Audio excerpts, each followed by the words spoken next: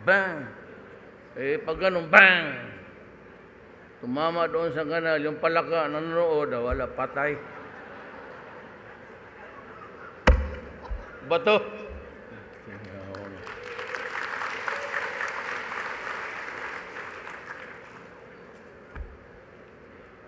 If there is a family na appreciated namin mga Kristiyano,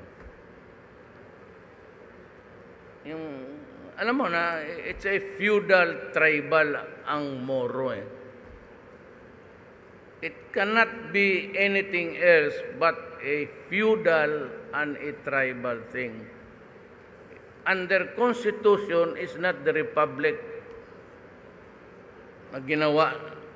Ang constitution, pati Bible nila, is in the Quran.